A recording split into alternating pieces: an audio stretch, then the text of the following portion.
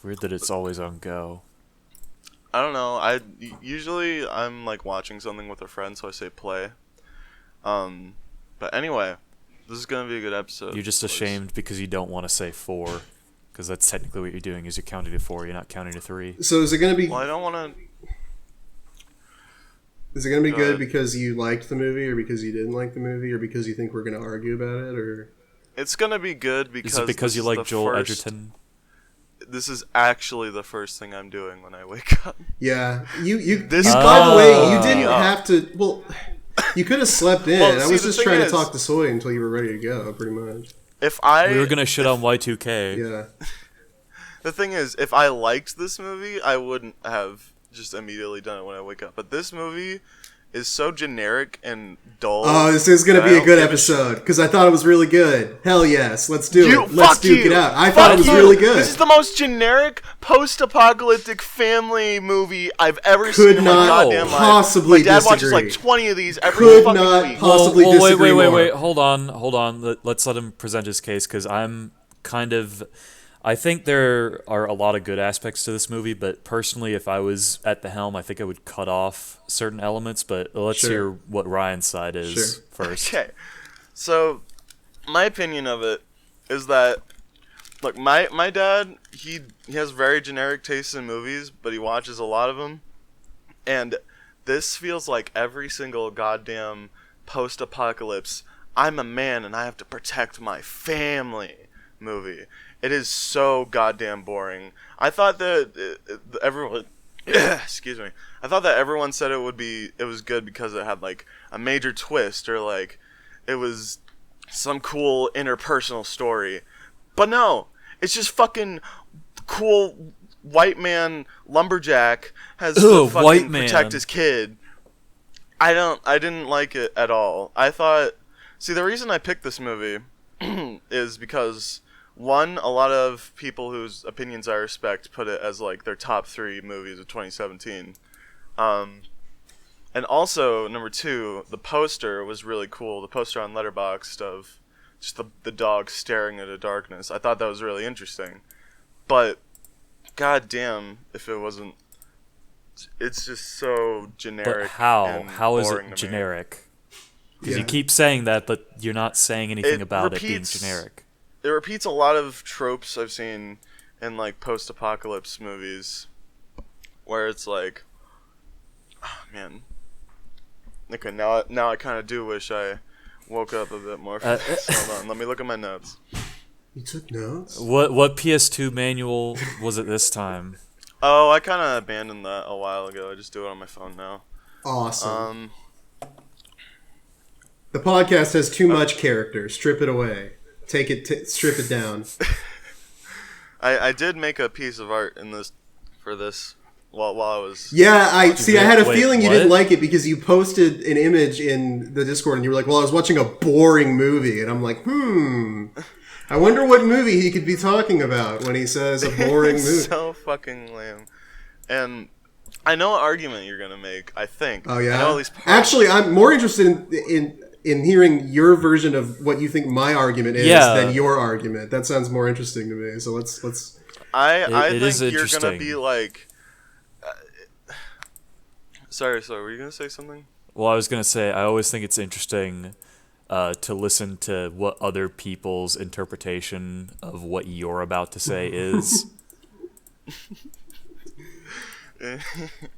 Okay, so I have a feeling that you're gonna be like, it's about paranoia, and it's about how the human mind is the worst enemy out of all of us, Jesus not the virus. Christ. Because that's exactly what the fucking movie If said. my insight was that fucking dollar store, then please kill me, or kick me off of the podcast. I don't know about that. I think a lot of this film's strengths are on a narrative level more than a directly thematic one. Yeah, because there's no grand meaning to this. Really, the strength in it is that it's like an arbitrary series of events that doesn't seem to line up with any classical narrative that's been overused to shit. Like the cliche that exists of the survivalist in the post-apocalypse trying to protect his family is like the core thing being deconstructed in this film. That's like the main idea. The entire film is gradually chipping away at that and revealing that it's not virtuous, but not necessarily malicious either. It's just kind of there. It doesn't really have any particular value one way or the other. It's just it's one of those tragedies that's like an inevitable occurrence. It's like you get characters in one place and their personalities are a certain way, and you give it enough time and this outcome will happen. And it's just sort of an exploration of the inevitability of that event. Well, it's a very naturalist story. Yeah. I would pen it as, and I think the thing that I liked about the film was the kind of undercutting of deception running throughout the whole thing, and alluding to what I was saying earlier. One of the few things I would change is the ending, because the way I think the film should have ended, it should have been Travis walking out of the door and cut to black right there, because you have the flip-flopping between him in the bed watching his mom like cry over him, and then also he's walking out of the door but he's not covered with the boils and such. I think that worked a lot better than just immediately cutting then to the next day where they're just kind of looking at the empty seat where it's, you know, heavily implied that he's dead. Right. I think that would work a lot better. The only other thing I think I would probably change is in the beginning. Like, the only time I was ever startled by this movie was in the beginning when it's the grandpa, like, it's that initial jump scare of, like, it sounds like you threw a violin down a set of stairs. It's just, Yeah. and he's vomiting up blood. Was all the fucking jump scares. There wasn't a lot of them, but they were all pretty... Oh, yeah. I mean, I think at this point, because, like, my arc with jump scares was, like, I realized that, oh, wait, good horror movies is about jump scares, and jump scares are really cheap. And then I'm like, oh, I hate jump scares, blah, blah, blah. And then I get so desensitized to them that now they're just a complete, like, neutral point. And unless they're, like, really jarringly cliche or, like, immersion breaking, it just kind of doesn't move me one way or the other, I don't think. Yeah, I mean, I think the only, like, I guess my... the jump scare I would say is the most tolerable is when Travis meets what's her name, Kim, downstairs, and it's just like, oh, you scared me, because it's not really a jump scare, but it's just more, yeah, that's something that I think adds to the believability of this situation, because it's such a empty house and they don't really expect many people to be up and about at night, right? So I think it works out in the end. Yeah, it was a neutral point for me. I mean, really, the main criticism I had of this film was the dream sequences were, like, not justifying their own tropiness for the most part. I really liked the first one because even though the dream sequence itself is massively cliche, the thing where the reason he wakes up is because there's an actual threat happening in the main story, I think is kind of cool and disorienting for, like, the first 10 minutes of the movie. But then it's almost like they use that as an excuse to throw in, like, 3 more really predictable, easy to differentiate jump sequences with, like, no particularly interesting visuals or anything. And it's like, yeah, whatever. Okay, fine. That feels like padding. Although, now that I think about it, I do think the one where he dreams about fucking the Kim was actually pretty clever, because the shot right after that where it looks like he's busting is, like, almost identical to the shot where he's, like, puking black blood at the end, and it's like, oh, maybe he was sick the entire movie. Yeah. That would almost make more sense than anything else when you actually stop to look at it. Also, this movie has a Hieronymus Bosch painting in it, which puts it up 12 points in my book. Oh, yeah. They certainly use it a lot. That was a cool to the film's advantage. They're just like, hey, look at this fucking cool painting. Isn't it cool? I forget which one it's called, but you can very clearly tell it's his work. Right. If you're familiar with his style. It's not one of the trifold paintings, but it's still very good. But, like, to address Ryan's saying it's cliche, I guess I disagree, because I feel like the entire... I don't know, it's... I don't even know. I can see where you're coming from the deconstruction angle. But it's not. I feel like calling it deconstruction. It's just not obvious enough to me. The deconstruction isn't even really the main idea of the film. The film does a lot of work to create, like, a real breathing scenario on a very small scale that like can be taken in a lot of directions. Where the best thing it does to that end is avoid telling you literally anything about how the world ended up this way, how we know it ended up this way. Yeah. And it just starts and it's like, all right, now we're going. And to be honest, I was probably just expecting a lot more from this film than I should have. Like, I was expecting the big twist at the end of there was never a virus and these people are all just fucking crazy. Well, that is certainly a valid theory that you can have. It doesn't disprove that. That's why it's good.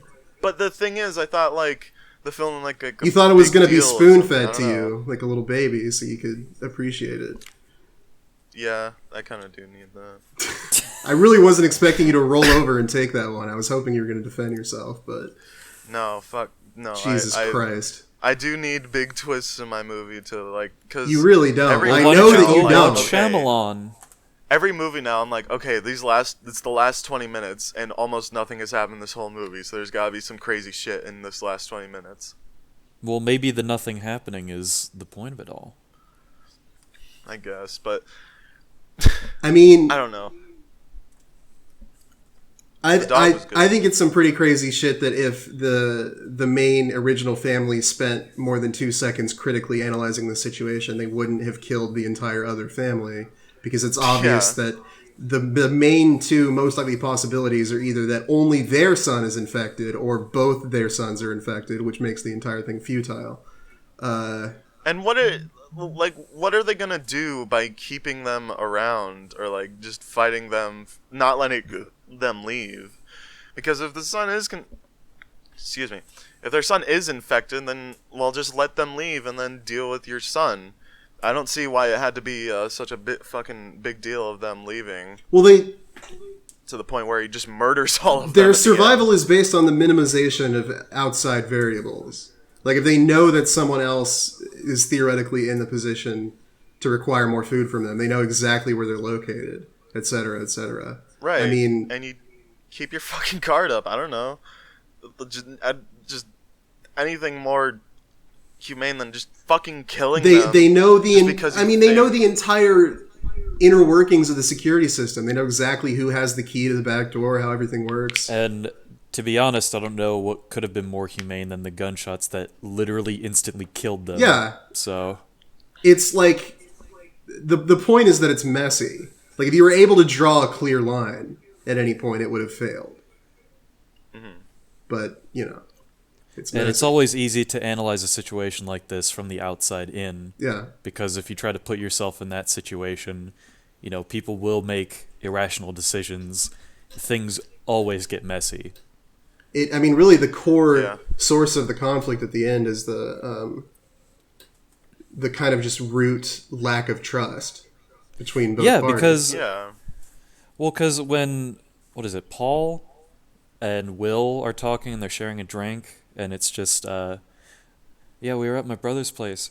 Wait, I thought you were an only child. Oh, it's my sister's brother. It's like brother-in-law. But we're basically like brothers. Yeah, which is like this shit. You got that reverse, the film, to the film's credit, whatever. You know what I mean. It does a great job of making that incredibly sketchy, but also like, yeah, I guess that's possible. Like, the film does such a good job of not taking sides, which is like what a lot of cliche and unsubtle movies struggle to do. Well, yeah, because in another movie it would have shown a shot of like Travis finding a photo, and it's just like of like him with like his parents, and it's like, oh, he's an only child or something like that. And it would have just been absolute reveal, and then there wouldn't have been any of the muddy morality of the final showdown. What other tropes do you think this invokes, Ryan, other than white man protecting family or whatever you said? Well, let's see. Obviously the dog dies, but I was kind of expecting that, which, by the way, was never really explained. Like, there's some fucking monster in the woods, which I thought would be the main thing about That's it. The mystery. I don't like... See, your favorite movie is The Lighthouse, and yet you expected the film to just, that's like, a good point. Wait. these things to you. Well, The Lighthouse, it was very, like, interpretable, and it had a lot of like really great moments. Okay, But so how is I guess this- it's got to be like overload of But possible how- interpretations and not subtlety, because that would be too. That would be too It's difficult. just like so predictable to me, and yeah, it was. Fuck. Excuse me. So, okay. No, you go ahead. So are you saying it was predictable in the fact that in The what entire way? narrative, in my opinion, was like, oh yeah, so now you found this guy, and they're not gonna kill him because that's inhumane. So they gotta Because they need help him. food. It's not even a moral judgment. It's about a trade. It's about resources. It's totally about- viable interpretation that if they didn't have food or didn't say they had food, they would have just shot him. Because it's like you can interpret it that way, or you can say that no, he wouldn't have done that, because it's both possibilities are plausible. Right. I mean, I don't know. I guess I don't really see that as a weakness in this context. I guess I can see in certain scenarios how you would find the absence of anything concrete to be lazy or... I think, yeah, that might be part of it, is that, I like to be satisfied with my movies, and this was just kind of vague, sort of just, human drama, I suppose, for pretty much the entire second half of it. I kept thinking about, while watching this, the, what The Walking Dead is supposed to be as a franchise, like, how it was like, well, yeah, but it's a zombie apocalypse, but it's really about the survivors, and it's just like, okay. Well, I think the thing that set apart The Walking Dead in terms of the way that its world was set up was that it was a zombie apocalypse that happened in a world where zombies weren't a cultural phenomenon. Yeah. Like, they just happened. Like, there was no Dawn of the Dead or anything like that. So it tries to yeah, like that's- distance itself from tropes and being ironic and Yeah, they don't even call them zombies. Right. They call them walkers. yeah. But it like in terms of using that as a jumping off point to evoke character drama, I feel like this movie is that done a million times better. And obviously, among the Walking Dead franchise, there's a huge variance of quality. Like the comics are way better than the Yeah, I was game, gonna say, etc. I've But read a decent amount of but even the comics, Same thing with the games. but even the comics in its excessive, Rick Grimes hero worship, where it takes fucking goddamn forever for him to die. Spoilers. It kind of almost misses the point in that regard. Because what I feel like this film does really well is it's like you can say that the family that's shown on camera first and for more time are the main characters, but by the end of it, they're portrayed as so equally human and equally valuable to the audience that it's like you want the overall minimization of casualties. You don't want to pick one of these groups of people over the other, because there's no... They've... By not establishing their characters so specifically and like explicitly, it manages to make them equally human and it's not like one set of characters is just a prop or a set dressing for the other character's arc, which helps the muddiness of it. Because it's like these people that you don't want any of them to die. Please God, don't shoot each other, and they're just swapping places, holding each other up with guns. I think one really good example of that happens, around the midpoint of the film when the second family comes in is, I mean, really both families kind of have a form of connection, at least when they first meet, in the terms of they both have animals in their care. Yeah. For the first family, it's the fact that they have a dog that they kind of use as like a hunting partner / protection, which doesn't do them a whole lot of good, but what can you expect? If nothing else, it serves as a companion and something to pet. And then the second family has a more utilitarian kind of pet. It provides for them, it gives them resources and things. And the human connection with animals is, again, going back to naturalism, a very, very sort of deep theme that undercuts a lot of naturalistic stories like The Match. Or I think was it called The Match by Jack London? I'm trying to remember if it had a different name. I don't know, dude. But yeah, it's yeah, I just think that's interesting. I never got into. I'm generally not really into survival fiction for the most part, but I feel like Well, there's a lot of it that's terrible, but there's also some of it that's good. yeah. I watched and read some Just like a lot of survival things. stories in school. I read How to Build a Fire. That one's pretty good. But I think maybe the fact that I really liked the Walking Dead comics many years ago when I read them aided in my enjoyment of this because it's such a I don't know, it feels like such a much more mature take on that concept is to not have like sort of characters be like, oh, this character's badass and does badass stuff, and then this character's depressed and does depressed stuff, and it's just kind of like It feels less one note. yeah, and it's almost like I kept thinking about also when you're like playing an RPG or something, or even watching like the beginning of a movie, and it's like when you're first introduced to characters and they only exist as facets of a situation that you have to untangle and think about relative to that situation, and it's like there's a certain bit of humanization that you place on those characters that goes away when you actually get to know them, because it's like this could be anyone and you're thinking of it as like the logical extreme of I don't know who these people are, so you know I could think of them as all Gandhis or all Hitlers or et cetera, et cetera. And it's like when you realize that they're just another flawed pointless sack of flesh like you, there's sort of a bit of that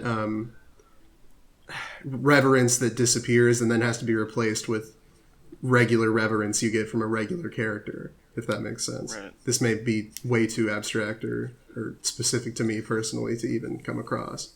No, I think I understand where you're coming from with that. But I felt like this film did a really good job of kind of keeping that alive by like balancing very carefully who the characters are as people with who they are just because of the situation. And it's like they maintain a lot of that kind of unknown sense of being just a facet of the situation, which like I don't know, it helps me stay invested without a lot of overblown character development, I guess is what I'm getting at. Right, it's not necessarily as, like, it could have been way worse if that drinking scene between Paul and Will was like 30 minutes, and it's just like, well, in the summer of 1970, I was at school, and then I did this and this and this. Yeah. And even this defining, and this formative memory became, you know, and it's because of this formative experience that I am now a gun wielder. Right. That which would be the absolute worst is it's like, well, I'm a mechanic and you can use me as the mechanic class to help rebuild your broken machinery. It's just God. And I also like that the main bit of exposition dump for the character is when like he's being interrogated by our main guy and he's like just sort of rapid fire asking him questions, trying to look for a hole in his story or trying to see how he reacts or something, and like you're getting that information, but it doesn't feel like you're receiving information because it's a tense scene between characters that would believably happen between the characters. So it's like it doesn't have that artifice of like once long ago there was a forgotten amulet that was uncovered and then used to unleash the plague of coronavirus upon the unsuspecting populace. And you know, it doesn't feel like you're reading a goddamn codex entry. Not that there's anything wrong with codex entries, but there isn't a 90-minute film, I think. I think the what kind of makes that work, at least in this situation, is that we're kind of alongside Paul at that point, trying to see if we can pick apart holes in the story. Yeah. And it feels less like we're recording this information because, ooh, this will be important for later. It feels very in the moment exposition building, where it's just, is he lying? Is he not? Is he telling the truth? I don't know. I have to go over this in my head. And then it is important. It didn't even really have to be. Like, that scene works so well that there didn't even necessarily need to be any payoff to that information, but there is anyway, because it's good. I mean, I think that it did. I liked the first maybe third or quarter of the film, but like at that point, after like every scene or every plot point happened, I was just like, okay, and Like it just did nothing for me every single time something new happened. What about the shootout? Did you like that? Oh, what the? Okay, I did like that shootout scene with the truck. I thought that was probably the highest, not like the peak of the movie, but it's pretty good. It was a very interesting scene, especially when it's like, again, it's similar to.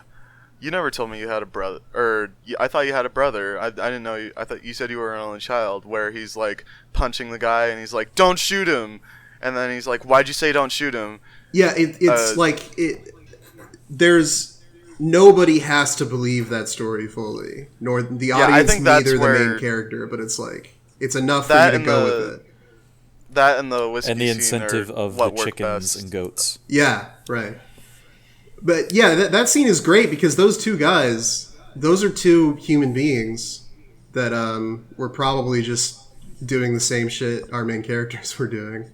They see a truck pulling up and they panic, think it's something else, etc., etc. And oh, they're dead now. Okay, well, help me burn the bodies. And it's early enough that you're not even thinking that that's necessarily the theme that the film's going to spend the rest of its length ruminating on. So it's almost kind of like you don't even think about it that way yet. At least I didn't, because I didn't know what to expect from it. But like, I don't know, maybe we just go into horror movies differently, because my thing is that most horror movies that aren't amazing but have good traits shoot themselves in the foot by showing you the thing that you're supposed to be afraid of. Like, that's the biggest thing you could ever do wrong.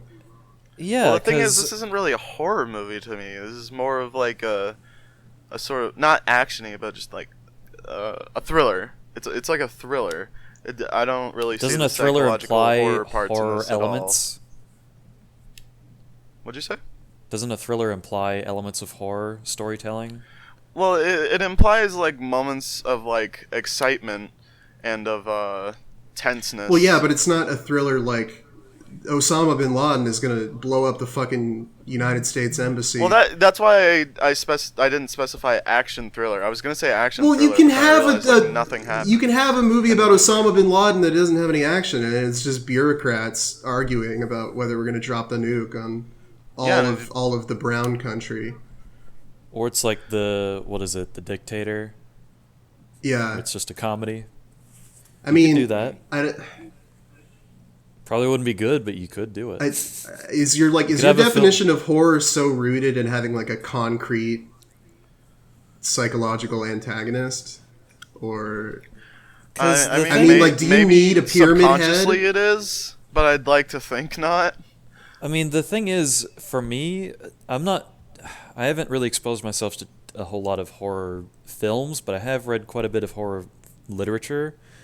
And what you were saying, Dunk, like, putting a face on the threat, like, that's the biggest no-no in most of what shit like Edgar Allan Poe wrote, because he was kind of like the progenitor of what we would presume to be like horror fiction of today.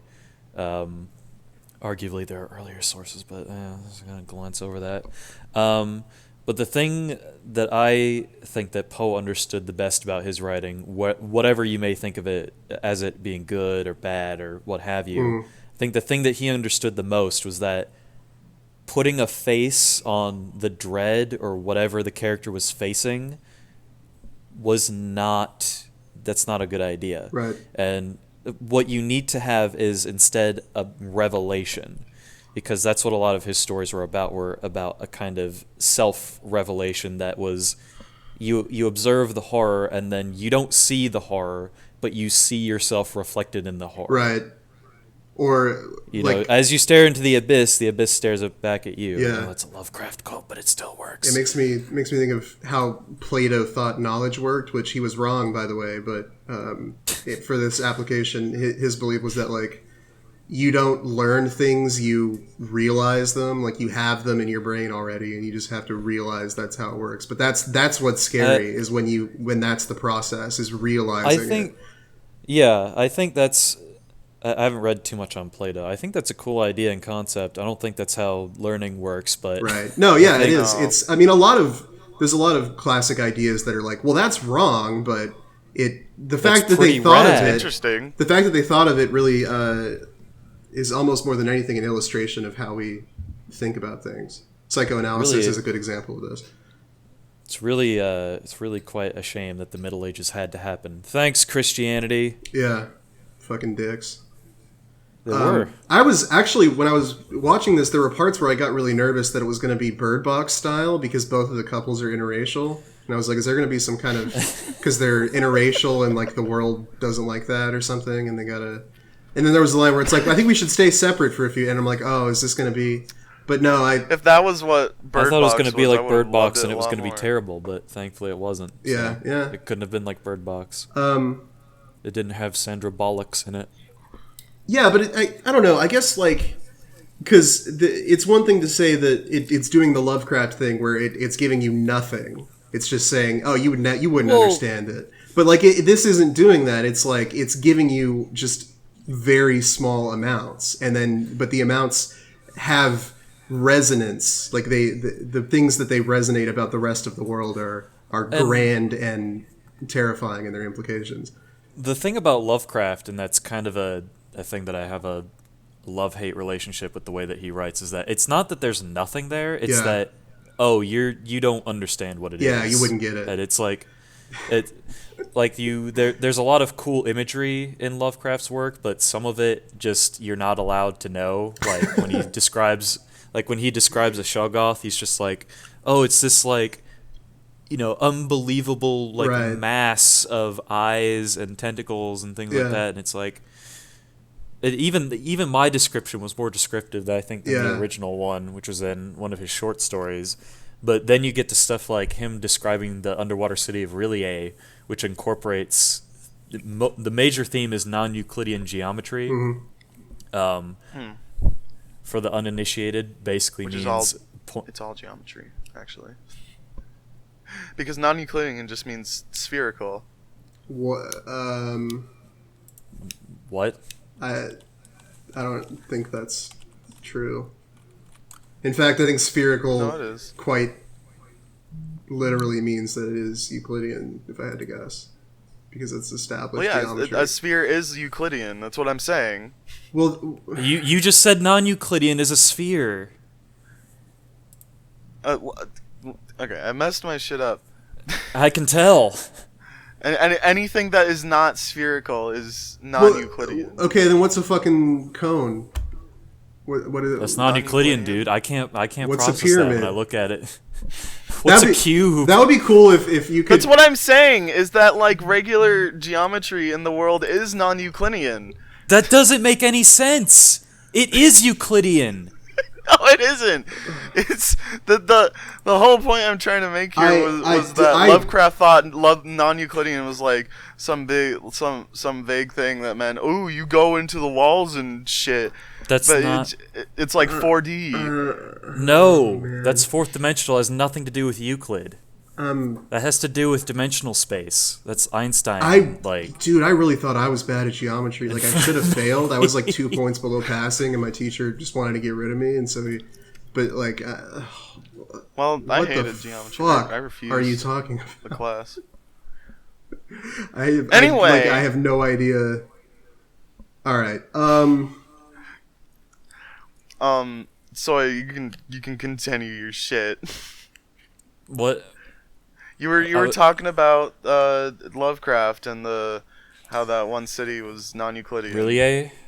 Yeah. Well, it's mostly the fact that the angles didn't make sense, and places led to other places that didn't make any sense. Yeah. Like it's like in Alice Through the Looking Glass, how there's the sequence with the Queen of Hearts where Alice tries to run off into the distance, but as she runs, she finds she's not getting anywhere, and then the Queen's just like, oh, well, that's because you're running. If you just want to go somewhere, you just have to look. Mm-hmm. And then Alice is like, that doesn't make sense. And then she looks over there, and then she's there.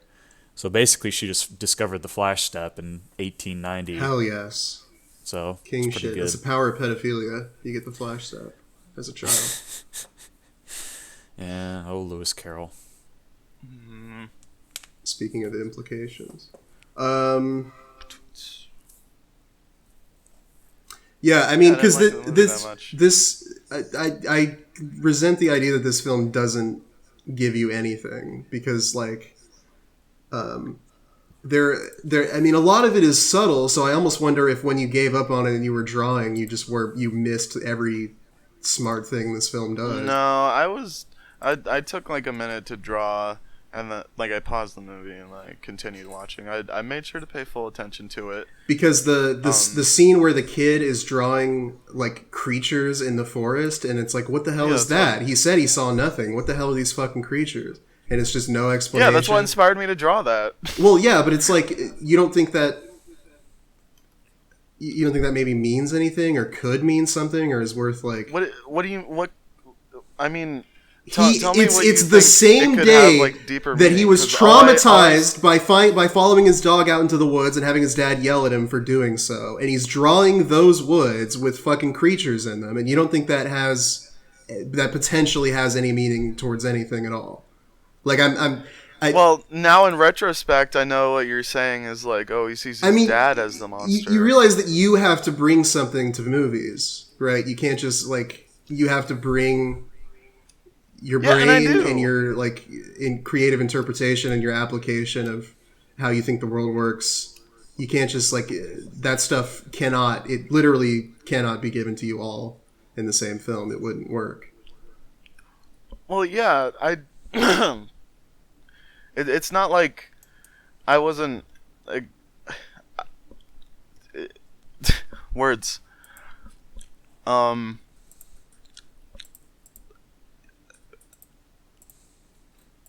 Good.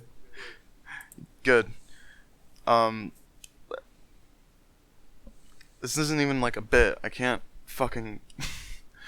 I'm so bad at like arguing points.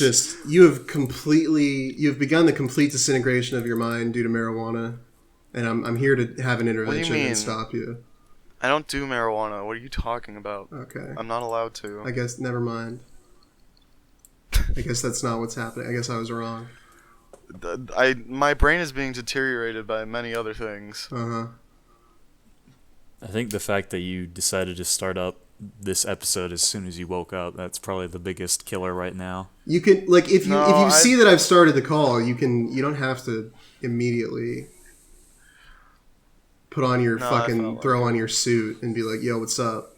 I'm ready to record the podcast." You guys know me. I'm terrible at like arguing points and shit, and I would be always either way terrible at arguing points. Like I'm still like an immovable object. I'll see where you're coming from with yours, but like I still won't care. Well, this isn't about convincing. This isn't about being convinced. It's about showing our viewpoints, because you have your opinion, but we want to show you ours.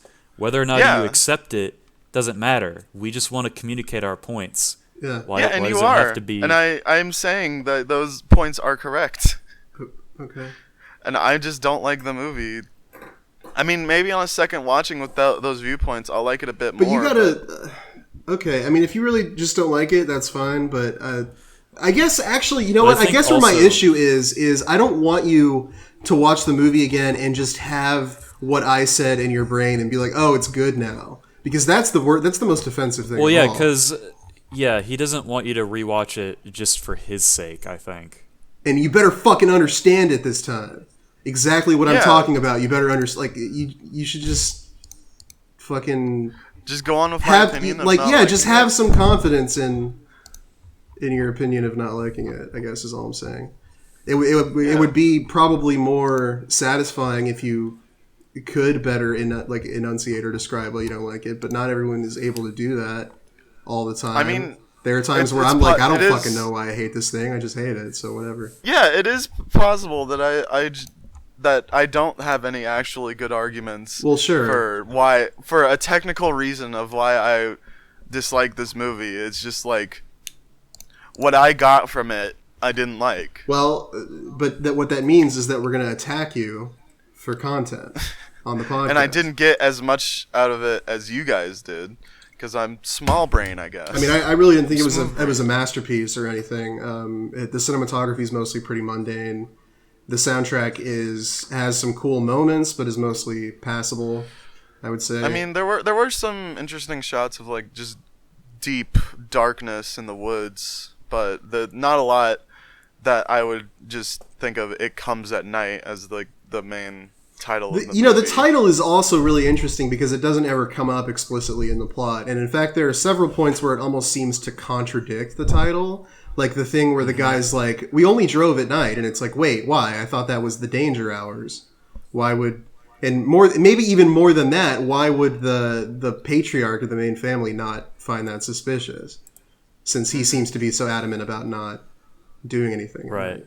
It's there's enough there to ask a lot of questions, and I think that it also does a good job asking questions. Referencing to what was said earlier about non-Euclidean geometry, it is not hyperbolic, nor is it elliptic geometry. It is geometry that was achieved by not following the natural laws of the universe, because we are dealing with beings that exist outside of the universe. That's what it's referring to. So not the literal definition of non-Euclidean geometry. Yeah, I knew that. I was just being a prick. So a fucking cube doesn't exactly. Yeah, it's a cube. No, the whole city's a cube. And by the way, if you have sex with a black person if you're a white person, you have sex with a black person in H.P. Lovecraft's universe, you do become a fishman. Yeah, that makes sense. You live in really age. Wait, actually, if you were to tell me that's legit, I'd believe you. Is that legit? Well, is that the allegory of the really story? Racist. That's supposed to be the allegory. Yes, wow. Is that the people in Call of Cthulhu in the city of what the fuck is it called? Like the people in the fishing village. It starts with an I. I can't remember the name. Innsmouth. That's Innsmouth, right. Yeah. Is that the fish people in Innsmouth are mixed race people? Holy that's the allegory. shit! Mixed race couple. Cringe. Dude, I love that. Like, the reason Lovecraft had to deconstruct horror to its roots and find out the root of what scared people is because what he was afraid of has no material basis. Well, and he can't defend that because there's no reason to be afraid of black people. So he's like, oh man, I gotta retreat into the fish people land to keep my racism guard up, or else I'll have my entire worldview shattered by the disproving phrenology. But I mean, really, that's probably not at all, because people still believe the fucking bell curve is accurate science. So maybe not. Maybe not. At the end of the day, he wrote some cool stuff. Sure. But he had some spotty views on things. But a lot of people back then had spotty views, so.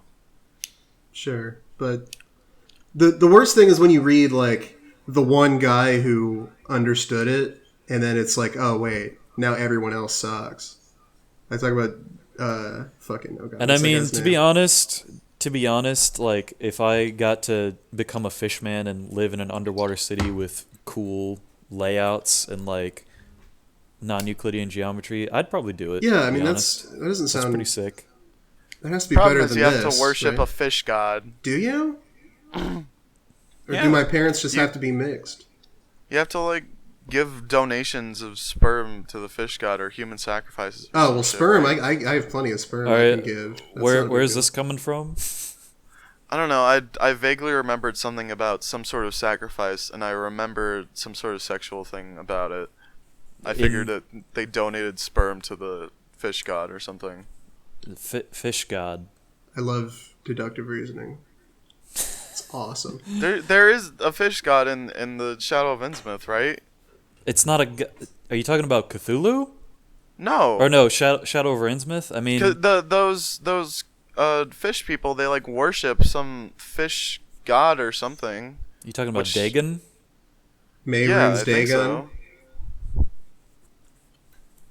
I mean, yeah, they make a sacrifice, but also it's because that they have sex with interracial couples that they turn into the fish people. Yeah. That is a byproduct of it. Right. Yes, they do worship him and they do respect him, just because if they don't, they'll die. You cannot escape my master's vigilance. He has the Mysterium Xerxes. By the nine, such a thing is dangerous even to hold. Oblivion's not a very good game. Today's being a public service. It has a lot of quotables. It does have a lot of quotables. I heard. Apparently, the guy Guild is hiring. I heard the guy that played Joffrey died recently, and I'm sad because I don't. Who's going to tell me about the Amulet of Kings?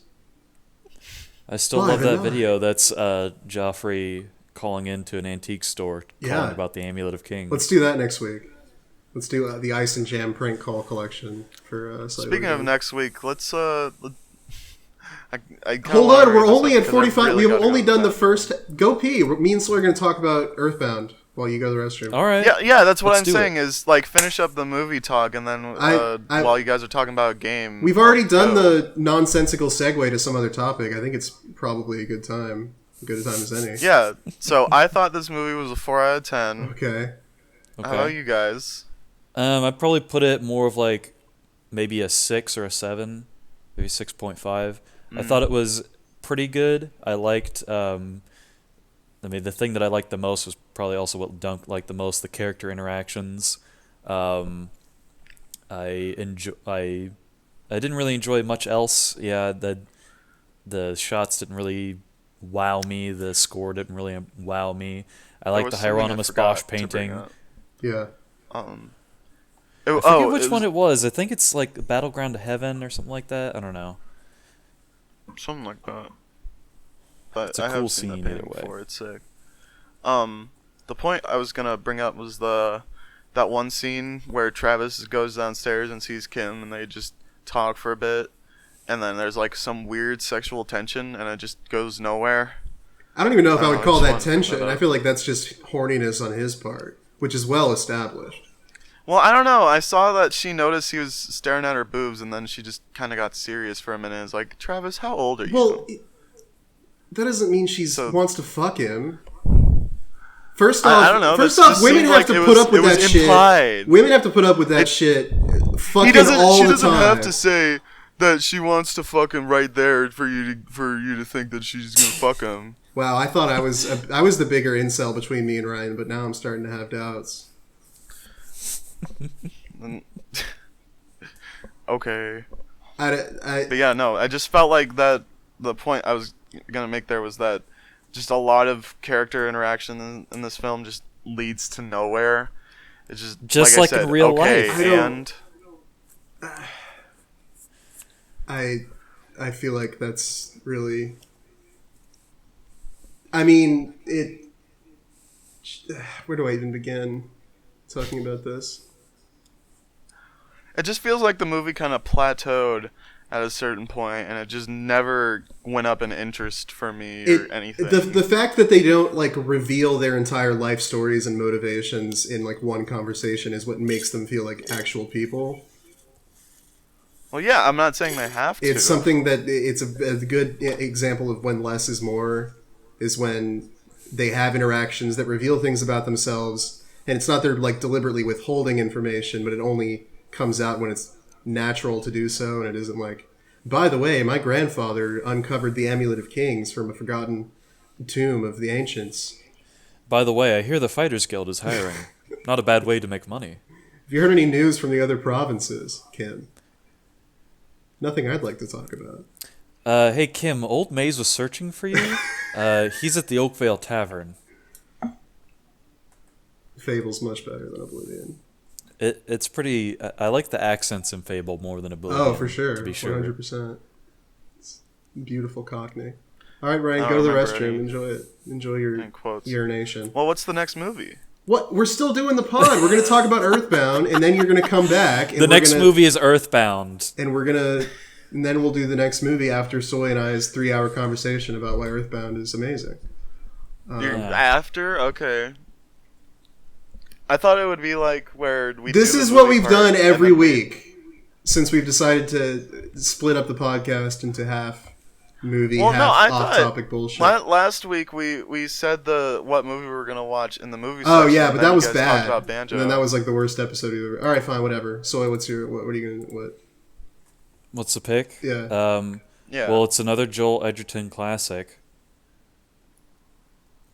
Can y'all take a guess? I don't even know what else he's been. I don't know Joel Edgerton. Is that the director of this movie? Was he like edging? No, that's Paul, the main. I just kept thinking he looked dad, kind of like Josh Brolin, but not really. Well, it's to call another reference, it's the film that brought the nostalgia critic out of his retirement. Oh, fuck. It's The Odd Life of Timothy Green. Oh, I don't even... Oh, fuck! That's the... Oh, man. I only remember... I know Dunk's going to particularly hate this I only film remember message. A vague impression of this film, but that vague impression is enough to make me like... I've seen it once, and it was fucking bad. It's a vague impression. I have it stored near Forrest Gump, which is not a good place for that impression to be stored. Honestly, I think it's worse. Oh, fucking Christ! I think it's worse than Forrest Gump, because Forrest Gump didn't have stupid plant kids. Yeah, I don't know. The chances of me hating something more than Forrest Gump are like he's growing incredibly. A tree well, you may not hate it more than Forrest Gump, but it may become an equal. It'll fill me with the same senseless suicidal rage, suicidal genocidal live rage. action pick, and it looks like a guy. No, technically Smart House. Lifetime Smart movie. House. And Smart House is is way better than fucking the most Timothy lost Green. episode That's of for all. sure. Because technically, Stone Cold never was released, was it? No. Yeah. But we never recorded Smart House, is what he means. We never even recorded. Well, yeah. Well, that's not even Truly lost. It was lost just to never the void. made. It was only discussed. I don't even know if It I only watched exists conceptually in our minds. Because I know I watched it. I think I Dunk watched said it, he yeah. I watched it with my dad. And I thought it was honestly pretty good.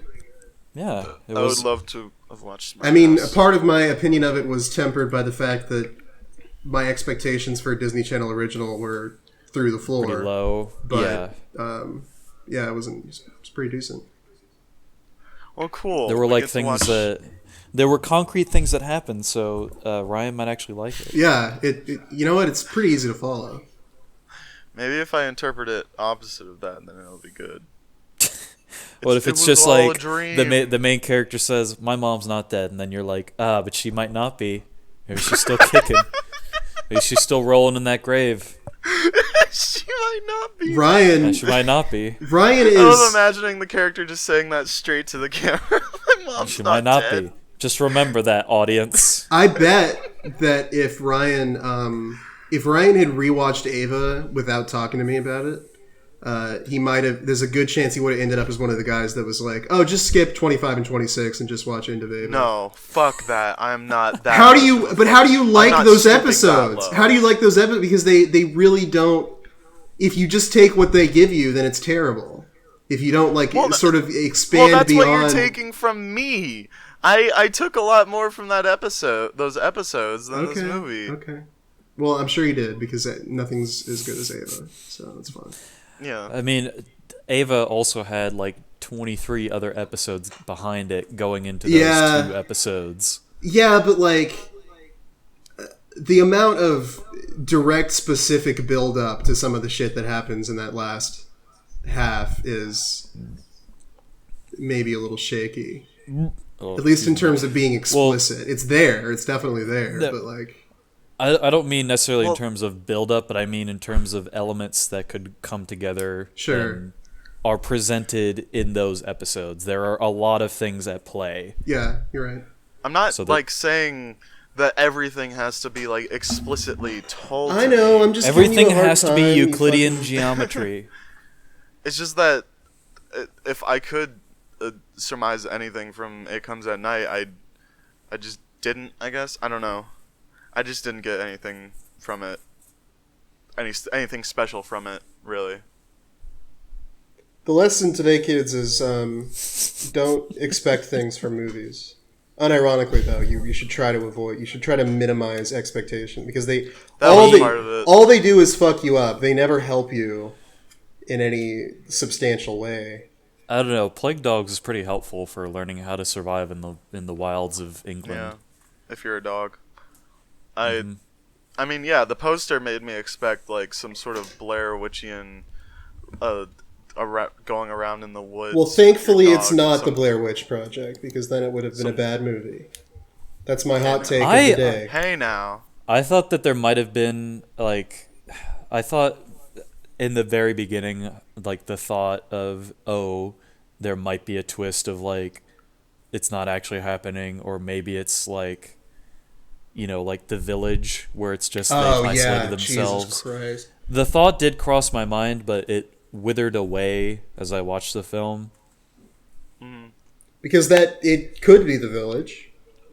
There are even, I mean, like, there are some things that you could argue suggest it is The Village. The main thing I was expecting for the reveal would be, like, cops coming into their driveway and being like, "We heard gunshots." Oh my god, like, that why would did be you murder these that people? would be so bad. That would be like almost like very close to being as bad as The Village, dangerously close. And you don't want to be that close to fucking Shamalama Ding Dong. It certainly helps that this film is set like in the middle of a forest. Yeah, because if it was set in a city, then yeah, no, it would I be know a lot much, of people much who live in places like that, like just way out in the forest. It takes like 30 minutes to get to their house. Well, yeah, you're in Alaska, so it takes 30 minutes to get anywhere in Alaska. It's so big. Everything is expanded out. I'm waiting for the plot twist in real life where we find out that Alaska is just where we've contained the undesirables. It's like the terrace undercity of America is Alaska. Well, that's Alaska racist, is where all the Russians sent all the people that were going to the gulags. And just sent them to Alaska to die. Man, dude, when Castro did that shit, when he took power, that was such a baller-ass move. He's just like, have my prisoners. I don't want them anymore. Just ship them out. That's so fucking cool. Actually, I saw that at the beginning of Scarface. I don't even know if that actually happened. I don't know if Scarface is a historically accurate film. You know, maybe it is. I need to call Dr. Depends on the... It depends. Dr. De Palma. You need to call De Palma and ask him what's up. Is it the history that you want it to be? Yeah. Yes. Then it's the right historical. Yeah, that's right. The freak you want to see. Truth is over, guys. Get with it. Coronavirus has killed truth. Rest in peace. That makes sense. Alright, I'll be back, you guys. Talk about Earthbound or some shit. Fuck you. Fucking asshole. Fuck you too. You know what's funny? I wonder if he's going to include this. I wonder if he muted the mic on Discord, but he probably didn't mute it. No, he might be listening. Yeah, he might be listening in. Oh, but then he just fucking muted on Audacity because I just said it. God damn it, I'm such an idiot. I should have just not said anything. Well, he might... I mean, he'll definitely be listening to this audio later during production, so... Well, yeah, but if it's later, then he probably will be too lazy to edit it out or change it. So we will have already succeeded at that point. Ryan sucks. I did the entire Kama Sutra with his mom. All of it. Every single entry and page. And the sequel. The sequel. The slight variations on positions from the Kama Sutra. Does that even have a sequel? No, they just made it up. I don't...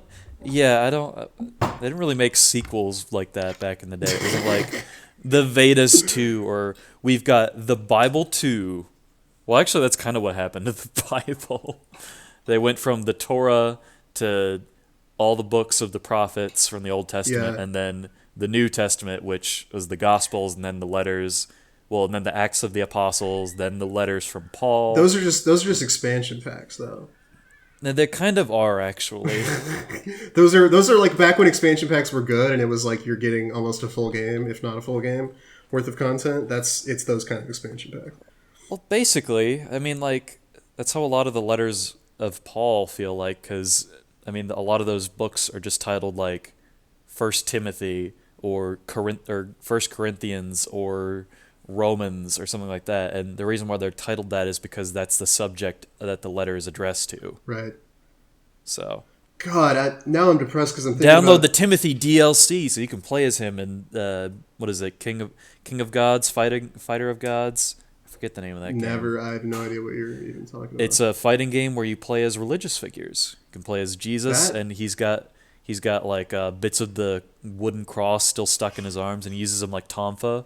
It's pretty sick. That sounds cool. It'd be funny if the story was just the generic like Tekken story where it's like, and then Jesus entered the tournament, and then Jesus won the tournament. Game over. No, I don't remember exactly what the plot is. I only ever played it a few times. I played Buddha both times, so that was fun. He was kind of like an E Honda, which I guess you could expect. Isn't he supposed to sumo. just take it? Is he allowed to fight? I guess he might be allowed to fight. I don't know a lot about Buddhism. I don't know. It was just, it was more of, I don't think it was necessarily the most accurate depiction of religions. Oh.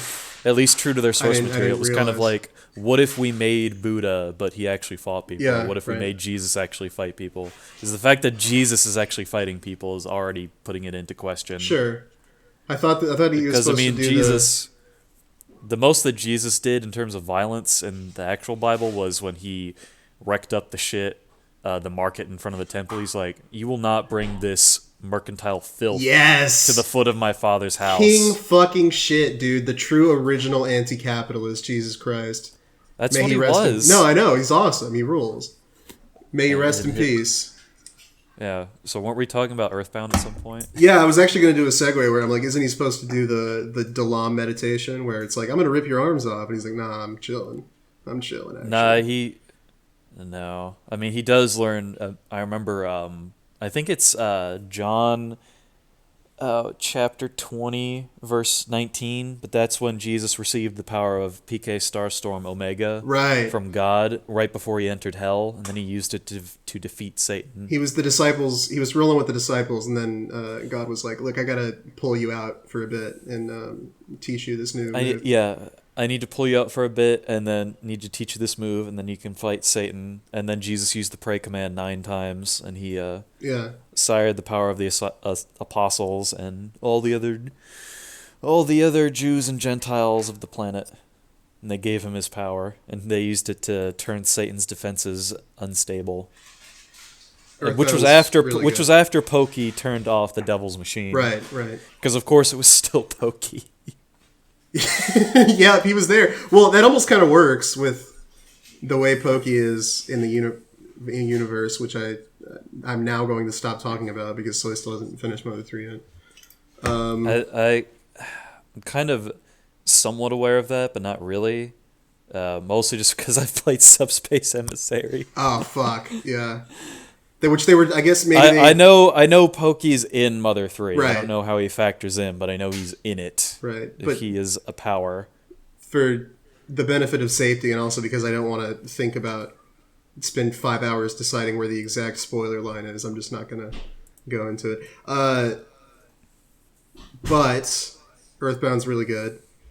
It is. And I feel like more than likely the dynamic that's going to happen is because, and an audience, I played Mother 3 first because I'm a psychopath and I have no regard for anyone or anything. Well, you went in the weirdest order ever. You went 3-1-2. 3-1, yeah, right. Which is ridiculous, but because most people I know, they either start with, they usually go 2-3-1 or never in most won. cases, I think. Or never one, or some crazy people do 1-2-3, some people do 2-1-3. All combinations exist, all permutations. I mean, starting with 1, if you have the anniversary edition, isn't that bad, I will say. Because that fucking... And if you're using an emulator where you can, like, maybe fast forward a bit of the tedium, that really helps. Yeah, it's not too bad under those circumstances, but it certainly hasn't aged as perfectly and masterfully and beautifully as Earthbound. Well, I think also, I think the art style that was used in Mother 1 lends itself better in Mother 2 specifically because the NES had a very, very limited color palette. Yeah, 100%. And how many colors could be assigned to each sprite. You had 3, basically, because you had to use transparency as one of the colors. Right. And there are tons of moments in Mother 1 where it is the most, like, we're brushing up at the edge of this console's functionality, like, the entire time. It's the most I've felt that way from a game. Like, it's trying to be so much bigger than it can be. And not just bigger, but, like, more textured in its presentation than it can be. If only they had the MMC5 chip. If only. Yeah. What I was going to say is that I feel like the most likely scenario is that we're both going to love both games, but because we started with one, we're not going to switch our opinions. That would be my guess. No, I mean that's the same way that we've been on Sly. Sure. But like 'Cause even I even started with without the Sly benefit 2. of rose tinted goggles from my early childhood, I think that will still probably be the truth. Sorry, go ahead. I was just gonna continue on the Sly point. It's just your favorite Sly is Sly 1, and while I don't like hate it or even dislike it. I think it's a good game. I like what Sly 2 did to really shake up the formula in terms of its level design, and like the redistribution of the bottles. I think was a really, really, really smart idea that for some reason they decided to backtrack on for 3. Yeah, no, that was a brilliant bit of design. That's my favorite thing about that game. I think is the way they use The removal of the loot items and the fucking and the loot items are also ingenious. Those are probably two of my favorite parts of that game. It's just how they lightly, without stuffing it down your throat, incentivize exploration of the game world. Well, that was the genius of it, was because okay, now we're gonna go for this new level design of having open air like environments rather than these like offshooted levels that connect to a hub. So how do we incentivize players to explore that environment? Well, we'll put the clue bottles, which were previously in the level sections, we'll pepper them throughout the environment, to reward exploration and have one move per world as opposed to like several. Yeah. And then we'll also put in loot items to help players, earn money rather than just by picking pockets and selling loot that they get from the guards, because the loot that you get from the things that you find around the level are more valuable. And then they take it a step further and be like, well, what if we put time bombs on them? Yeah. So you had to get back to the base in a certain amount of time, which again tests your knowledge of the environment and how you best should maneuver the landscape. And then just erase all of that for 3, because you might as well go back to the fucking hub level-based structure, because there's no reason to explore the environment now except just to grind money off guards, which wasn't a problem in 2 because you could just get the fucking loot things, which would usually those would take you, depending on what point in the game, I think the average would probably be around like several hundred gold, usually like 800 to 1,000 somewhere, like kind of just average throughout the whole game.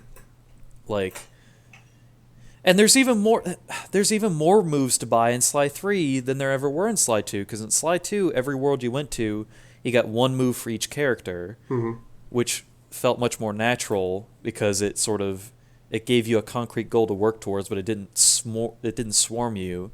But in 3, every time you get a new batch of missions, you get a new batch of moves to unlock. Yeah. And they may not even be gadget abilities. They're just upgrades for previous moves you have. Like, oh, now I have the second version of the charge move. Yeah. Or now I have the second version of, I don't know, something. Like the uppercut. I think you had to upgrade that. Anything that's like, you can now do it better. You can now do it 10% better than you could before is a pretty unsatisfying upgrade. Especially when you compare and contrast with something that recontextualizes the gameplay. And it's especially bad because unlike in something like any other game where the upgrade is just kind of applied and it's just a bonus, you never have to worry about the lower levels again. Here, if you want to do the charge move, rather than holding down the square button, you have to press triangle first for the level 1, press triangle square for the level 1, hit triangle twice for the level 2, and then hit triangle 3 times for the level 3. Yeah, and I think when you first told me that, we talked about well, that would be fine if there was a practical reason to ever use the lower levels, but other than for speed, which is artificial and irritating, right? Yeah, that's bad. And then there's all the other characters that you have to play as. There's the Panda King sections, which are probably I wouldn't say my least favorite now that I think about it, but they're definitely near the bottom.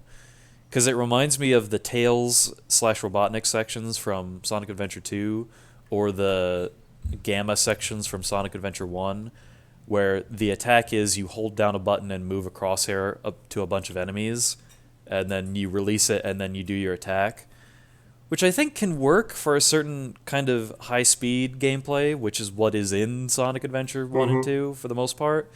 That's not present in Sly 3. I almost said Sonic 3. Because the Panda King is slow and prodding, and he has a melee attack, but it takes 5 seconds for it to charge up. Right. So it's just kind of boring and dull, because the Panda King is supposed to be this like martial artist aficionado, but instead we've been relegated to using fireworks and a single karate chop. So it's like, oh, okay. So it's definitely not as bad as the fucking RC sections with Penelope. She's the worst character by far.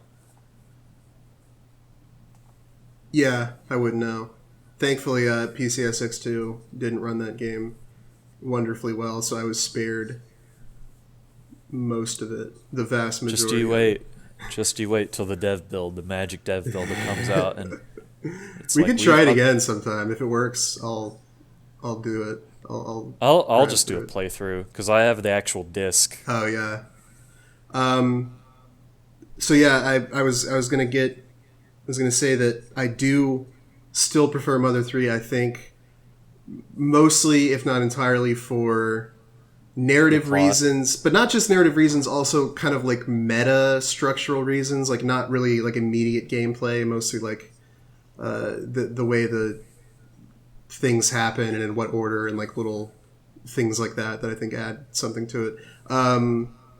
Also, the rhythm mechanic in battle I think is really unique and engaging, and kind of warrants its own little bonus for being above and beyond, really, because Earthbound's combat system is perfect, has no problems, really enjoyable stuff. And so to then add another mechanic that just is more engaging and more enjoyable on top of that is just like great. It's like I guess it could have been terrible because it's adding more to something that's already perfect. That's usually a bad idea, but I think it worked in this case. I think my opinion on it, and this is mostly just because I haven't played that much of the game compared to you, and I'm just not as used to it. Mm-hmm. I think the timing on some of the hits, because it feels like when I do it, it's either all or nothing. Like, I either get it right on the money and I get like 10 hits in, or I get nothing. Yeah. There's no in between. So I feel like if I was to change anything, I'd probably shift the timing on some of the hits, but that's mostly because I'm playing it on emulator, and playing it on emulator is of course going to be different than playing it on console. Because I don't think we'll ever get to the point where it'll be like accurate to the timing. We've gotten close. It's close, but it's not perfect. Yeah.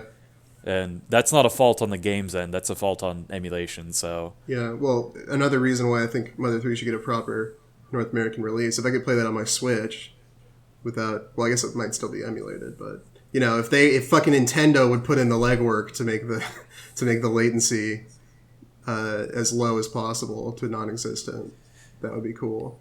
But yeah, regardless, I'd probably also add a better hint for the timing than putting enemies to sleep, because they say do it in time with the music, but it feels like, I don't know. It's different ways to keep in time with the music. Like, it's not always 4/4. Yeah. Yeah, I get it. Well, the tune is always different for every enemy when you hit them. It's always right.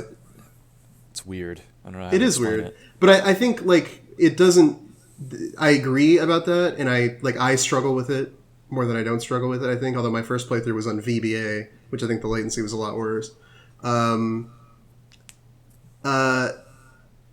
I guess it doesn't bug me mostly because the game's balance is such that it is firmly optional. And optional without requiring an excessive amount of extra grinding. Probably a bit of extra grinding, but like nothing compared to Mother 1, or even like other good, pretty well balanced, pretty well paced JRPGs, because a lot of them require a decent chunk of grinding out of you.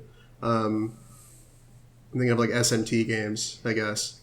And Cthulhu Saves the Earth. Oh God, here we go. But what the long-winded thing that I was getting to is that I do think Earthbound does a lot of things probably better than Mother 3, and the reasons for that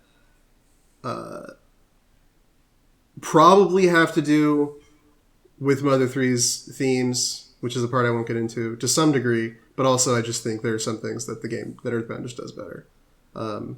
Like,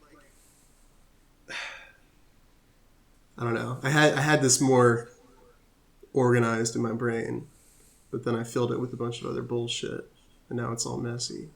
What elements do you think, in terms of just raw gameplay, do you think that it does better or worse? Because I can think of a few that Mother 3 actually does better. Number one being the inventory system. Oh, for sure. Yeah. If there was some sort of mod that was able to, or a ROM hack that was able to shift Earthbound's inventory system to be more like Mother 3, I would not have any problems with playing that game. Yeah, there's a lot of like quality of life improvements, but that wasn't really what I was getting at. I was more thinking of like structure wise. I don't know. I guess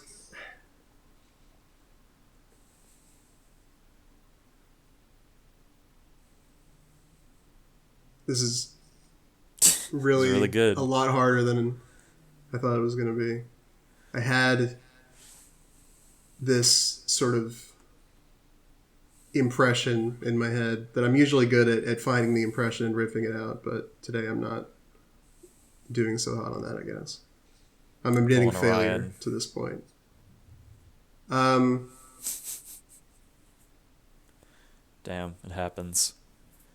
It happens to us all. Some more than others. But get his ass, dude.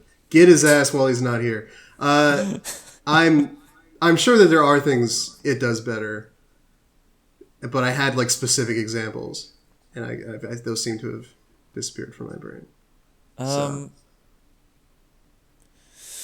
I think, at least from what you've told me of the instant battle win mechanic, I think I like the way that Earthbound does it more than Mother 3, because having to dash into an enemy, I think, is, I don't know. I'm also I'm not a huge fan of the way that dashing controls work, how you have to hold down the button and then release it and then you go. Yeah, it is a little... that's just me. It takes a bit of getting used to. I do like that, though, mostly because it preserves through loading screens, which, like... Yes, I don't know if that is a common thing, but it feels like a fucking... I found a diamond that the game lets you keep sprint. Like, it's like, holy shit, this is an amazing, rare discovery. I mean, it wasn't always a kind of convention, but it was a very nice thing that the game allowed you to do. Like, Link to the Past lets you do it. Yeah. But it's kind of hard to do because you can't really turn with the Pegasus boots, which is the dash item. Mm-hmm. 3D Dot Game Heroes lets you do it, and it's generally fine if you have a sword with Pierce on, which means that the sword can pass through solid objects. But if you don't have a sword with Pierce, then as soon as your big-ass blade touches a wall, then you're not dashing anymore. Right. Actually, fun fact, in the BS Legend of Zeldas for Link to the Past, the ROM hackers added in the ability to actually not only turn with the Pegasus boots, but just like instantly change direction without like a sort of turn. Mm-hmm. Because in the, like the Four Swords games, if you have the Pegasus boots, you can turn with them, but it's sort of like a wider arc and it's more finicky. But it was very nice that they added in that ability in that ROM hack. Now I remember my main point. I think it was that Earthbound, whether it is or isn't, feels a lot more nonlinear when you play it. It has, I think it's more illusion than not, if I had to guess, but it maintains that illusion very well. In fact, I was going to ask you what the bit where you get to Summers and you can get on the boat. He gives you the option to get on the boat. Is it possible to do that before getting Sanctuary 5 and 6? Or do you have to get Yeah. Sanctuary 5 and 6 before you can even... No, you don't have to. You don't have to get... The only sanctuaries you have to get in the game are like Giant's Foot. Yeah. Hitting Giant's Foot unlocks the barrier to leave 1-et, and I feel like it's just kind of like, do this dungeon. But you don't have to do the Lilliputian steps. You can just leave, I think. Because the only trigger for Happy Happy is just, taking care of the cult. The sanctuaries are just a side thing. You don't have to do what is it? Fuck, it's the second one. The Milky Well. Right. Well, no, the third one. You don't have to do Milky Well. You just have to solve the trouble. You don't have to do Rainy Circle. When you get to Winters, you can just talk to Professor Ann Donuts. A lot of them are optional. I mean, of course, you have to beat Magnet Hill before you can do Pink Cloud, because obviously you get the key at the end of Magnet Hill. Yeah, I think that's the only time they kind of enforce the structure. What Jesus the fuck? Christ! Are you playing a game? Maybe. Why don't you just... We can hear it, and chances are if we can hear it... I was trying to turn it down before it came on. Why don't you just fucking remove yourself from the recording while me and Soy have a meaningful... this is a good bit. But if you really wanted to, you could beat Fire Spring and then teleport back to Luminous Hill and then beat it there. Would you get the power up? I think so. I mean, interesting. I've never really tested it, but I imagine it's possible. Yeah. But still, like, I hope this isn't really spoilers for Mother 3. There's not gonna be any gray areas like that with Mother 3. It's gonna be like... Well, there's definitely a lot more character interaction in Mother Right. 3, even just in Chapter 1, I think, than any other part of, like, Earthbound. But that's mostly just because we're focusing on such a small group of people. Yeah. That it's just playing into the theme of, it's just this little village, and everyone... It's that little town dynamic of everyone kind of knows each other. Mm-hmm. Everyone, it's like they're all part of one big family. Yeah. No one really hates each other. There's no real villains. That's why the prison hasn't been used except for one time. Yeah. You're still on the end of Chapter 1, I take it? My life is busy. Yeah. No, I'm not trying to rush you. I was just getting a sense of your... because... That'll be another good podcast episode, is when we can finally discuss the two in depth. Whatever it may be, don't even think about it until you're ready to think. Just don't stress about it. Don't worry about it. It's fine. No, it's because I knew I shouldn't have taken up DMing that one game that we're about to have in like around 2 hours. I might push it off for another hour because I have to plan. Oh, well, I mean, if you gotta go do that, you gotta go do that. No, yeah. I can keep talking. But, I mean, I have some stuff planned, but the problem is that this is a game that's taking place in, like, an academy, a school. Things aren't always happening. Yeah. I have to... And those are the things that are hardest to plan for. The off days. Right. Yeah. Because I don't want to have things happening all the time. Otherwise, it'll feel more like a traditional campaign. Right, yeah. You want some of that slice of life school You gotta do that Persona moments. shit. Where it's just like, let's not go to the dungeon today. Let's go to the fucking beach. And then we'll have weird anime trope moments Chie is where like you look crying at me. into her beef bowl about how she might lose her best friend forever. Were you Like, no, Chie, eat your beef bowl. Okay, well, first off, if you play Persona 4 and you don't clear the whole dungeon on the first day it's available, then you're a fucking casual and you should get out of the fucking conversation. Well, I run out of, like, SP really quickly. Yes, because you're casual and you're bad at video games. I'm sorry, I'm yelling. You're correct, honestly. When I played Persona 4, it drove me crazy if I didn't clear the dungeon immediately, because it was like, but Nanako's gonna die. I don't have time for fucking band camp. Nanako's gonna fucking die. I noticed that with P5 because they actually tell you what on like days when people do dungeons and shit. And every time the first day, it's like 99% of people use their time to do the fucking dungeon. Well, it doesn't mean they I mean, finish. you might as Every well. other day, no one does the dungeon. But that drives me crazy too. Is when it's like, okay, I did part of the dungeon. Time to come back and waste another. Yeah, that's another thing too. Is it's like you want to fucking be maxing out your S-links. What do you mean you're going to spend 2 days on the dungeon? Jesus Christ. That's part of why Persona 3 drove me so crazy and why I never got that far, because it's like when do I finish? And it's like you don't. You don't until like 3 months from now when the story event happens. Yeah, it's kind of like P5's Mementos is what they were going for with Mementos. Is just a never-ending dungeon, which is pretty unsatisfying. But they put it into like levels so that there's some sort of end point for the adventure at that point. I haven't played Persona 5. Any audience members that want to mail me a PS4, please. Now, I haven't played Persona 5, but I don't know why Ryan's talking about Mentos so much. I don't see how that. Yeah, how does that relate? Anything to do with There was a questionable backport to PS3, right? Maybe I could play that on RPCS3 and see how that works. Probably not going to work out great. Yeah, I bet it's amazing and flawless. Would be my guess. Mm-hmm. It'd be funny to be like, I'm gonna play Shadow of Mordor, and you open up RPCS3 and play the shitty backport to PS3. So why don't you play the PC version? No. I want that authentic 7th gen experience. Why would I do anything else? Jesus.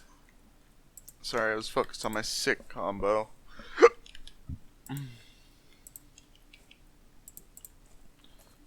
This is the absolute state of the podcast. Just did a triple and I was trying to over see some fucking child's head. I feel great. What are you playing? BMX Triple Tony X. Hawk's Underground. BMX Triple X. Ah, I see. It's playing BMX Triple X, actually. There was some BMX game I played as a kid. I think it was called like Dave Mira's BMX Freestyle or some shit. And you could play as the Slim Jim guy. With the stupid Slim Jim hair. And you were like, damn, I love products. I'm a big fan of products. I mean, I don't... Yeah. I think I was a bigger fan of Slim Jim back then than I am now. I still like Slim Jim. Yes, but you like being marketed things. You like it when... Yeah, that's how I've been... He likes it when people tell him what he should buy, is the thing. That's how I've been brainwashed. Fuck you. That's how I've been brainwashed for all 18 years of my life. This branding is too vague for me. I'm not sure if I should buy this product or not. When I went into Ryan's house to investigate his pornography stash, I found 20 copies of Pepsi Man neatly lined up on the shelf.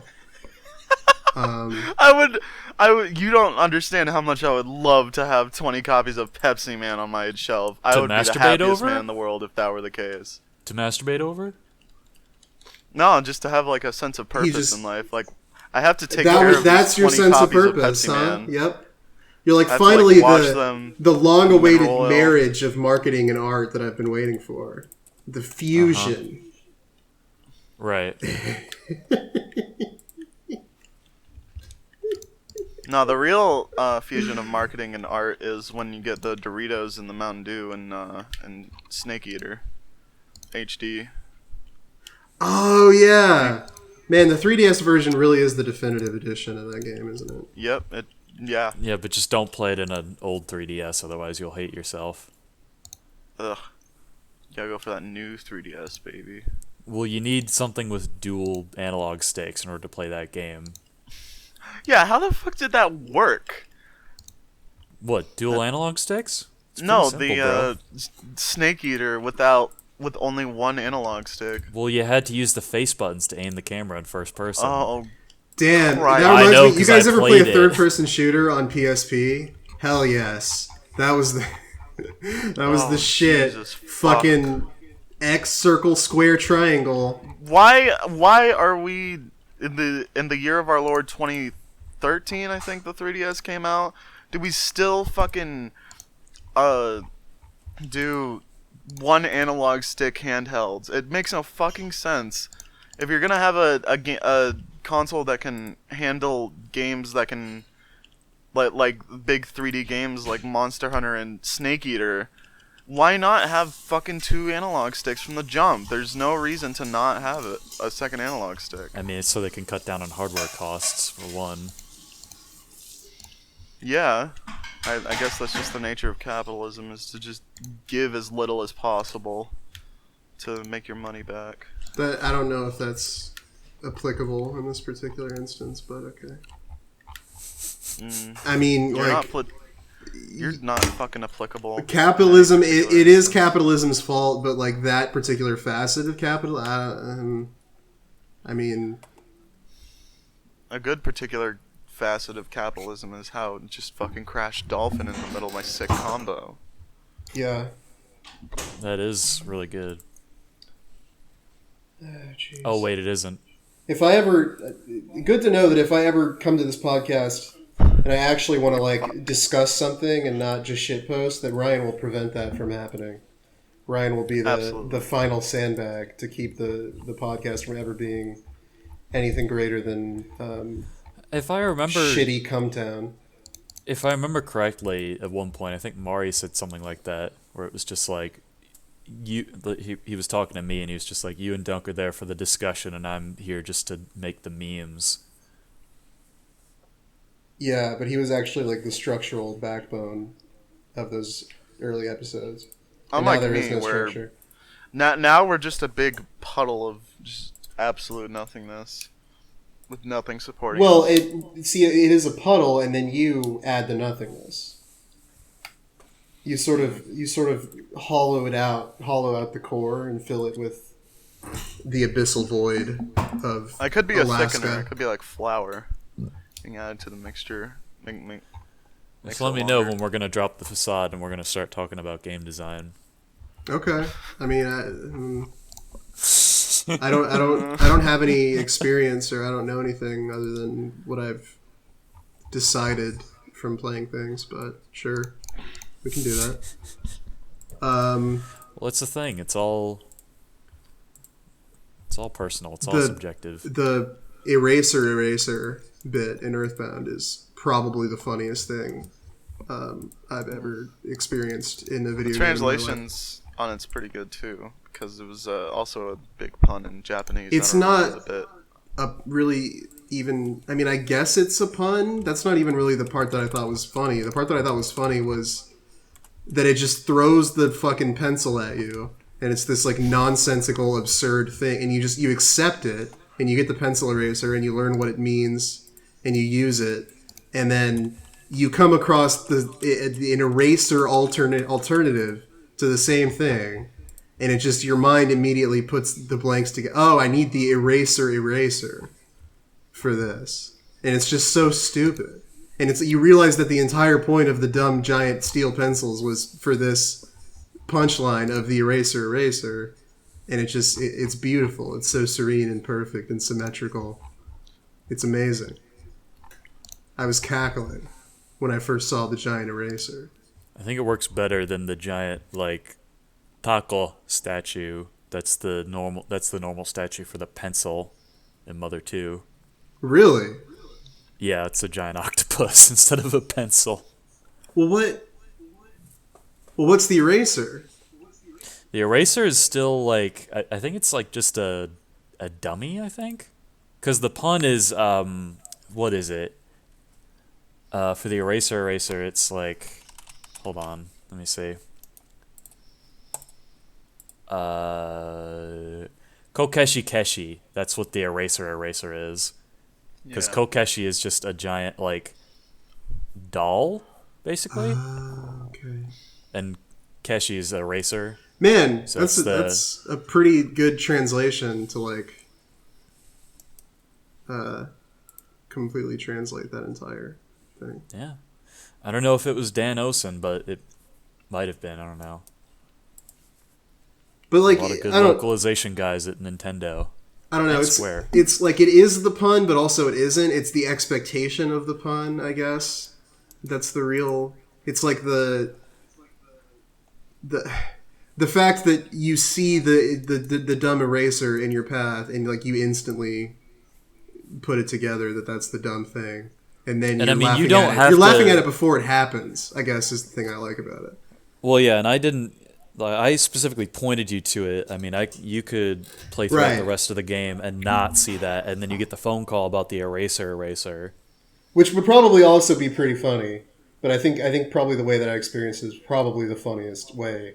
So I appreciate Yes. that solely knowing the virtues of proper comedic timing in video games. Because I figured seeing it and allowing you to create the punchline in your head was better than listening to the words eraser. That usually, machine. yeah, that tends to work better, for the most part. Yeah. The orange kid is also pretty genius. The fact that the bit is that it's the wrong choice, but you still get like extra phone calls throughout the game because you wasted $200 on the orange kid. And then he talks And about it's how he's still been working on turning the fresh eggs into raw eggs, or boiled eggs into raw boiled eggs. eggs into raw eggs. Yeah, it's reversing chemical processes. So good. It's just so good. I think that call is. I think it's slightly different at that point in the game. Like once Apple Kid's abducted. I don't remember what it is entirely, but I think it is slightly different if you support him or if you don't. Yeah. I don't think he's as amicable. He doesn't. I don't think he updates you on his progress Right.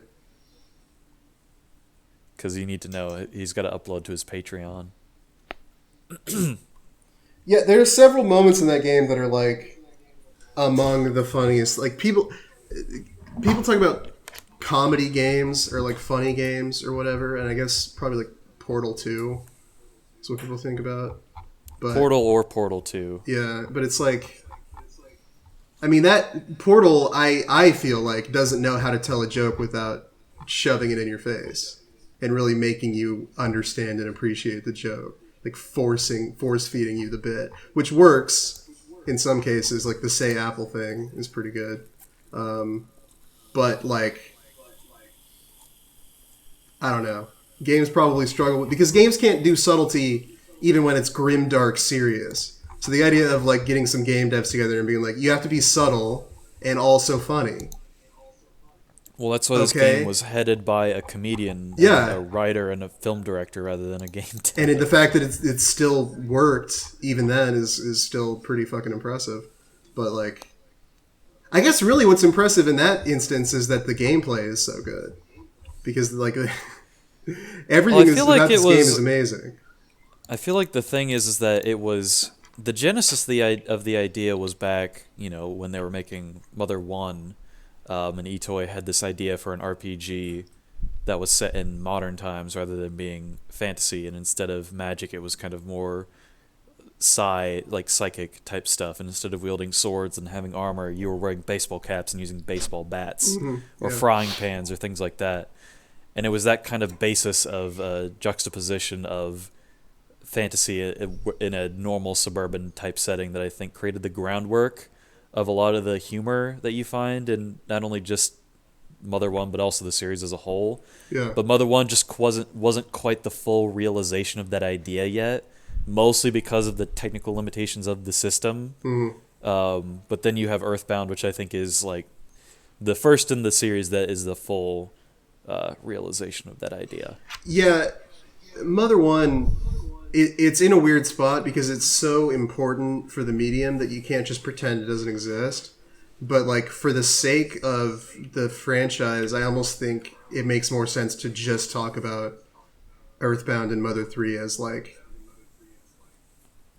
sort of cooperating and competing pieces that work off of each other.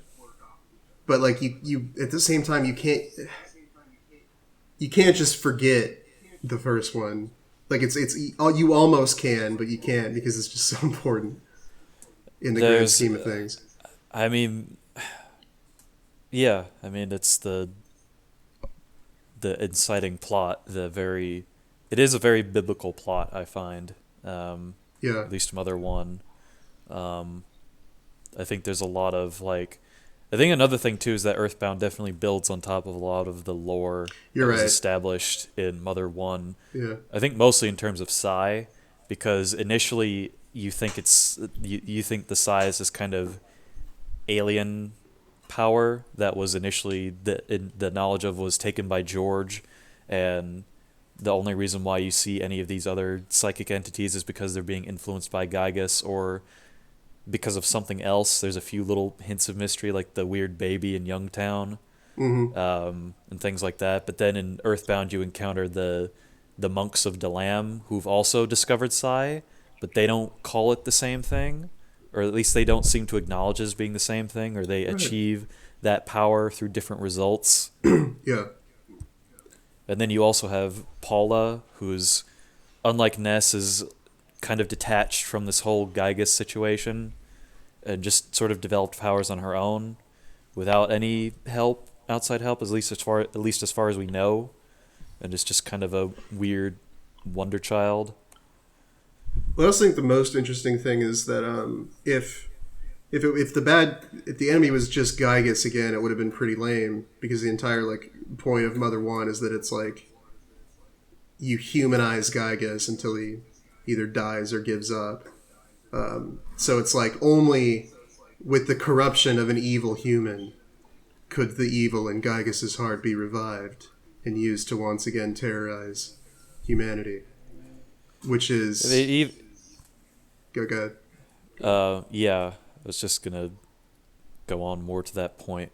Basically, if it wasn't necessarily for the intervention of Pokey, I don't think a lot of what happened in Earthbound would have happened. But it certainly, I think if Pokey wasn't present, Gygas still probably would have ended up destroying all of existence, because he was definitely driven by the grief of losing Mary after the events of Mother 1. Oh, yeah.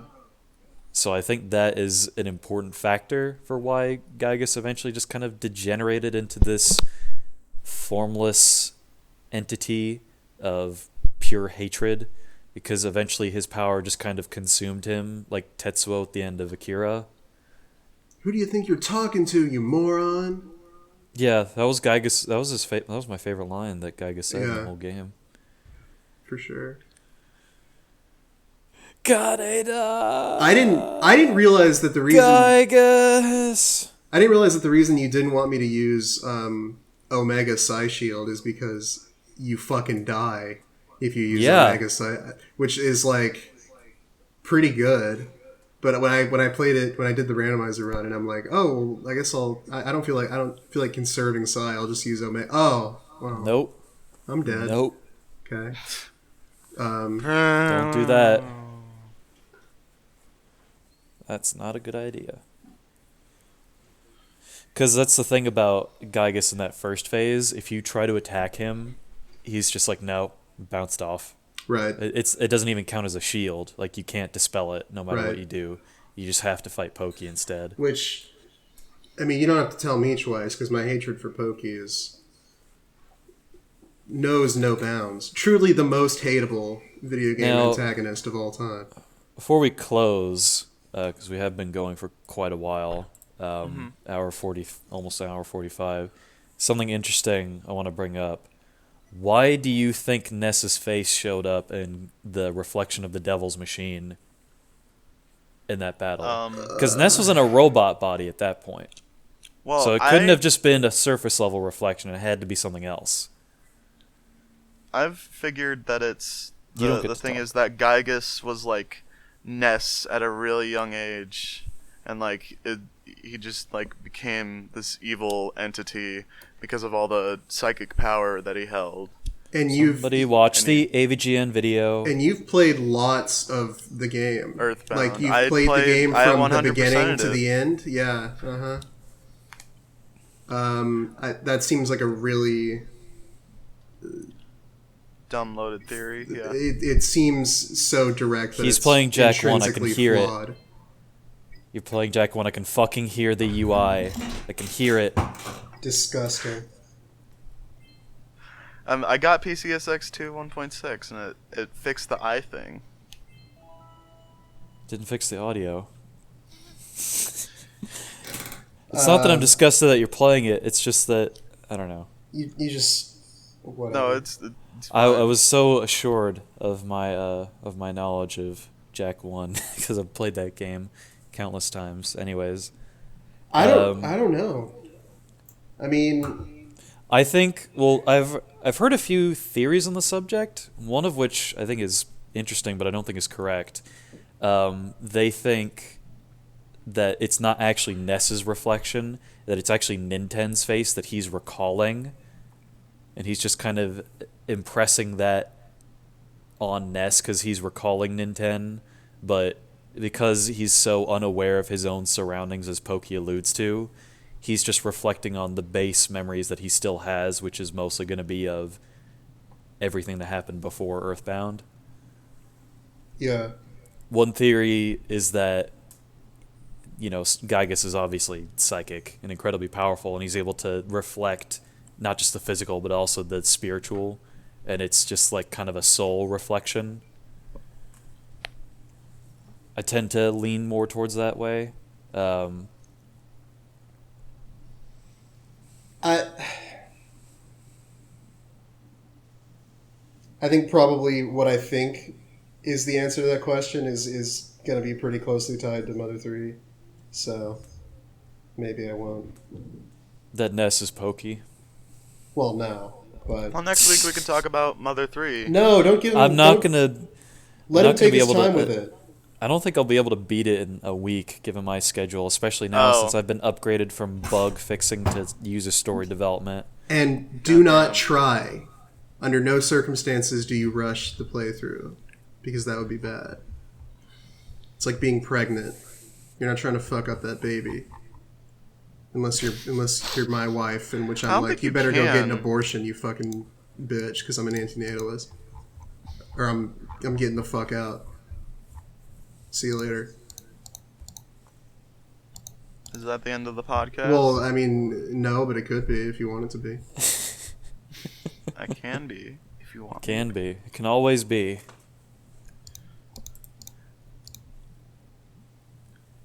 I'm real. Oh, guess I'll stop. Rip.